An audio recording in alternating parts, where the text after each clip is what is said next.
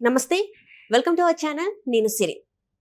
జగన్మోహన్ రెడ్డి గారు అయితే ఒక బహిరంగ లేఖ అయితే రాయడం జరిగింది ఏపీ స్పీకర్ కి.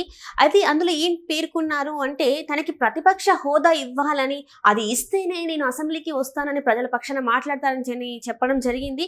ఎందుకు మరి అలాంటి లేఖ రాశారు? అసలు స్పీకర్ గారికి ఆ లేఖ రాయాల్సిన అవసరం ఏమొచ్చింది ఏంటనేది మనకు వివరించడానికి మనతో పాటు ఉన్నారు ప్రముఖ రాజకీయ విశ్లేషకులు అంకమరావు గారు. నమస్కారం సార్. సార్, ఇప్పుడు చూస్తున్నట్టయితే జగన్మోహన్ రెడ్డి గారు ఏపీ స్పీకర్ గారికి ఒక లేఖ రాశారు, బహిరంగ లేఖ రాశారు. ఏంటంటే తనకి ప్రతిపక్ష హోదా ఇవ్వాలని చెప్పేసి. ప్రతిపక్ష హోదా అనేది ప్రజలు ఇస్తారు కానీ స్పీకర్ గారు ఇవ్వడం ఏంటనేది ఒక డౌట్ అయితే అందరికీ రేజ్ అవుతుంది. ఆయన విపక్ష నేతగా ఉన్నారు, ప్రతిపక్ష హోదా ఎలా ఇస్తారు ఏంటి, అసలు ఆయన కోరికలు ఈ రకంగా ఉన్నాయి. స్పీకర్ గారికి అసలు ఎందుకు లేఖ రాయాలి? అంటే ఇక్కడ చాలా మందికి అర్థం కాని విషయం ఏంటంటే ఈ అంశం ఈ రోజు రాలేదు, 1953లో తొలిసారిగా వచ్చింది. తర్వాత 1977ది చట్ట రూపేణా వచ్చేసింది. వీళ్ళు 1953 నుంచి ఉదాహరించుకుంటూ వస్తున్నారు. కొంతమంది మేధావులు కూడా తోడయ్యారు వాళ్ళకి. చట్టంలో లేదు ఇది కాబట్టి స్పీకర్ గారు ఇవ్వచ్చు, కాబట్టి మీరు మాకు ఇవ్వండి అని చెప్పని ఆయన జగన్మోహన్ రెడ్డి గారు ఉత్తరం రాశారు. రెండవది, నాకు అవమానం కూడా జరిగింది, మంత్రుల తర్వాత తనని ప్రమాణ స్వీకారం చేశారు. కానీ అది తనే కోరుకున్నట్టుగా, ఎందుకంటే ఇప్పుడు ఆల్ఫాబెట్ ప్రకారం నాది లాస్ట్ లో వస్తుంది, నేను అంతసేపు ఉండలేను, సో మంత్రుల తర్వాత నాకు ప్రమాణ స్వీకారం చేయమని ఆయనే కోరినట్టు మనకి తెలుసు. మళ్ళీ ఎందుకు లేఖలు అది పేరు? అంటే అక్కడ ఏమనుకున్నాడంటే చంద్రబాబు నాయుడు గారు, పవన్ కళ్యాణ్ గారు మానవతా దృక్పథంతో 5 సంవత్సరాలు ముఖ్యమంత్రిగా ఉన్నాడు, 5 సంవత్సరాలు ప్రతిపక్ష నేతగా ఉన్నాడు కాబట్టి ఆయన గౌరవిద్దామని చెప్పని ఆయన వాహనాన్ని అసెంబ్లీ ప్రాంగణంలోకి అడుగుపెట్టి ఇచ్చారు. గేట్ కాడ ఆపితే ఈ గొడవ లేకుండా పోయేది. గేట్ దగ్గరే ఆపి ఆయన నడుచుకుంటూ వచ్చినట్టయితే ఆయన సత్తా ఏంటి, ఆయనకి ఏ హోదా ఇస్తున్నారని అర్థమైపోయేది. అది దాటి వీళ్ళు మానవతా దృక్పథంతో ఆలోచించారు కాబట్టి అది అలుసుగా తీసుకున్నాడు ఈరోజు. రెండోది, వంకగా కారణం చూపిస్తూ ఉన్నాడు. ఇందాక నేను ఉదరించినట్టు 1953లో జరిగింది, 77లో జరిగింది. 77లో జరిగినప్పుడు ఆ రోజు చాలా స్పష్టమైన నిర్ణయం తీసుకున్నారు లోక్సభలో. ఇక్కడ ప్రామాణికంగా ఏం తీసుకుంటాం మనం? చట్టంలో ఉంటే అది అమలు చేయాలి, చట్టంలో లేకపోతే మనకి లోక్సభను ప్రామాణికంగా తీసుకుంటాం. లోక్సభలో ఏదైతే అనుసరిస్తారో ఇక్కడ దానికి శాసనసభలో అనుసరించాలి, దాన్ని ప్రామాణికంగా తీసుకుంటాం. ఆ లెక్కన కనుక చూసుకుంటే 1977లో లోక్సభ తీసుకున్న దాన్ని మనం ప్రామాణికంగా తీసుకుంటే ఇతను మాట్లాడే అవకాశం లేదు కదా. దీన్ని చాలామంది గుర్తించడం లేదు. రెండోది, ఈ మధ్య జరిగిన ఉదంతం తీసుకుందాం. గతంలో వద్దు మనకి. 2014లో కాంగ్రెస్ పార్టీకి 44 మాత్రమే లోక్సభ సభ్యులు వచ్చారు. తర్వాత 2019లో 52 మంది రావడం కూడా జరిగింది. మరి అన్నప్పుడు వాళ్ళకి ఆ తగ్గ సంఖ్య రాలేదని చెప్పని ఇక్కడ ప్రతిపక్ష హోదా ఇవ్వకపోతే ఇదే భారతీయ జనతా పార్టీ వాళ్ళు న్యాయస్థానాన్ని ఆశ్రయించారు, సుప్రీంకోర్టుని. న్యాయస్థానం ఏముంది? చట్టసభలకు సంబంధించి అది శాసనసభాపతి నిర్ణయాలు, దాంట్లోకి మేము రాము అని చెప్పారు వాళ్ళు. మాకు సంబంధం లేదని చెప్పి వివరణ ఇచ్చారు కదా. అంటే దాన్ని బట్టి వీళ్ళు అర్థం చేసుకోవాల్సింది ఏంటి? లోక్సభ అధిపతి ఎవరైతే ఉన్నారో వాళ్ళ నిర్ణయాలనే కదా అర్థం చేసుకోవాలి, లేదంటే ఇక్కడ శాసనసభాపతి నిర్ణయాలను కదా అనుకోవాల్సింది. వీళ్ళు అడిగే ఉదంతాన్ని కనుక బయటకు తీసుకొస్తే 1977 ఉదంతాన్ని బయటకు తీసుకొచ్చారనుకోండి, వీళ్ళకి ఆ హక్కు కూడా లేదు కదా. దీనికి కొంతమంది మేధావులు ఒకరితా పుచ్చుకొని మాట్లాడటం ఎంత తప్పు. ఇవన్నీ కూడా పరిగణలో తీసుకుంటే మనం జరుగుతున్న పరిణామాలన్నీ కనుక ఒకసారి కనుక మనం పరిగణలో తీసుకుంటా ఉంటే దీంట్లో చాలా లోపభూయిష్టంగా ఉంది. నిస్సందేహంగా ఇది విచక్షణాధికారాలు సభాపతికి మాత్రమే ఉంటాయి. ఆయన గనక ఇస్తే ఎవరు అభ్యంతరం చెప్పాల్సిన అవసరం లేదు. ఇప్పుడు నిన్నదాకా ఏమన్నారు, పులి సింహం అది ఇది చెప్పి మాట్లాడారు కదా. సింహం సింగిల్గా వస్తుంది, పులివెందల పులి అని మాట్లాడారు కదా. అడుక్కోవడం ఏంటయ్యా నువ్వు? హక్కుగా కదా రావాల్సింది, నువ్వు అడుక్కోవడం ఏంటి? అసలు ఆయన ఒక ఎమ్మెల్యే హోదాలో ఆయనకి ప్రజలు ఇప్పుడు నువ్వు ఒక సామాన్య శాసనసభ్యుడివి, పులివెందల శాసనసభ్యుడు మాత్రమే.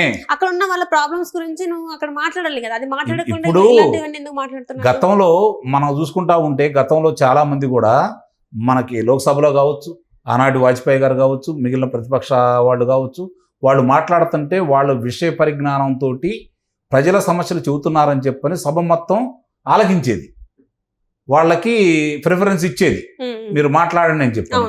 మనకు చూసుకుంటా ఉంటే ఇక్కడ వావిలాల్ గోపాలకృష్ణ గారు కావచ్చు, ఉత్తరపల్లి సుందరయ్య గారు కావచ్చు, సర్దార్ గౌతు లచ్చన్ గారు కావచ్చు, వెంకయ్యనాయుడు గారు కావచ్చు, లేదంటే జైపాల్ రెడ్డి గారు కావచ్చు, వీళ్ళు మాట్లాడుతుంటే సావధానంగా వినేవాళ్ళు.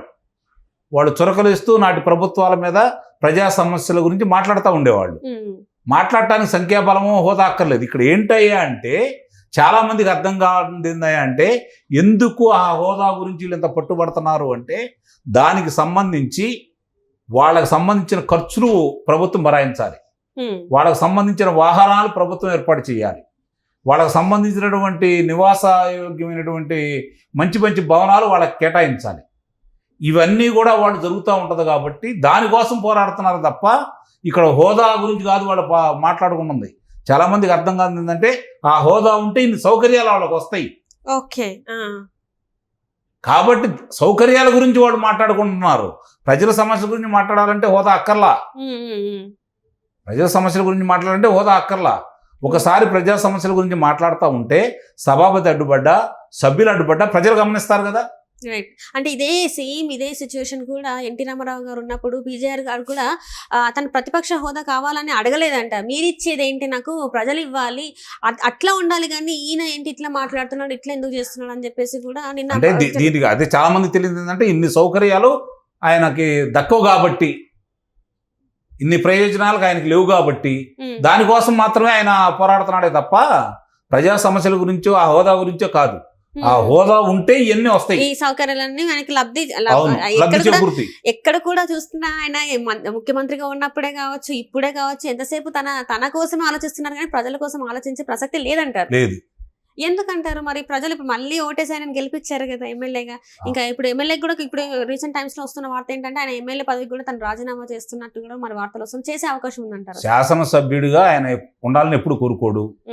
ఆయనకి ఏందంటే ముఖ్యమంత్రిగా ఉంటేనే ఆయన మీద ఉన్న అభియోగాలని తప్పించుకోవచ్చు. ఏదో ఒక వంక పెట్టి 5 సంవత్సరాలు న్యాయస్థానానికి వెళ్ళలేదు, 5 సంవత్సరాలు ముందడుగు వేయలేదు, 5 సంవత్సరాలు వాళ్ళ బాబాయ్ గారి హత్యకు సంబంధించిన విషయాలని మరుగుపరిచే విధంగా చేసుకోగలిగాడు. ఇవన్నీ చేసుకోగలగటానికి ఆయనకు కావాల్సిన అధికారం ఆయనకు కావాలా. అర్థమైందా? ఇక్కడ ముఖ్యమంత్రి పదవి అనేది ఆయనకు అవసరం, ప్రజలకు అవసరం లేదు. ప్రజలు ఆయన ఉంటే ఏం జరిగిందో తెలుసు కాబట్టి ప్రజలు పక్కన పెట్టారు. ప్రజలు చంద్రబాబు నాయుడు గారిని కావాలనుకున్నారు కాబట్టి ఆ కూటమిని గెలిపించుకున్నారు. నిన్ను వద్దని తిరస్కరించారు. అయినా సరే నువ్వు దీనికోసం పాటుపడుతున్నావు, దీనికోసం మాట్లాడుకుంటున్నావు, అడుక్కుంటున్నావు అంటే ఇదే అర్థం. దీని గురించి వేరే ఏం లేదు ఇంకా. కాబట్టి ఆలోచించుకోవాలి. Right sir. అంటే ఇప్పటి వరకు చూసుకుంటే జగన్మోహన్ రెడ్డి గారు ఇప్పుడు ఇప్పుడు చూసుకుంటే ఆయన పులివెందుల్లో లేరు, బెంగళూరులో ఉన్నారు. మరి ఇప్పుడు ఆయన బెంగళూరులో ఉండి మళ్ళీ ఇటు వచ్చే అంటే తాడపల్లి ప్యాలెస్కి వచ్చే అవకాశం ఉందా, లేకపోతే పులివెందులకు వచ్చే అవకాశం ఉందా, లేకపోతే అటు నుంచి అంటే వేరే దేశాలకు వెళ్ళే అవకాశం? భారతదేశంలో ఉన్నంత వరకు ఇబ్బంది లేకుండా ఇక్కడే ఉండాలా, రావాలా. ఆయన విదేశాలకు వెళ్తే ఇక రాడు. అసలు నేను పోయినసారి చెప్పినట్టుగా ఎన్నికల ముందే రాడు అనుకున్నాను, ఫలితాలు వచ్చిన తర్వాత వస్తాడు అనుకున్నాను. ఆయన మితిమీరిన విశ్వాసంతో వచ్చి ఉంటాడు. పొరపాటున రేపు పొద్దున మళ్ళీ కుమార్తెను చూడాలనో లేకపోతే వేరే పని మీద కనుక విదేశాలకు వెళ్తే మాత్రం ఆంధ్ర రాష్ట్రానికి కానీ భారతదేశానికి కానీ రాడు. ఇది మాత్రం రాసి పెట్టుకోండి. Right sir. Thank you so much sir.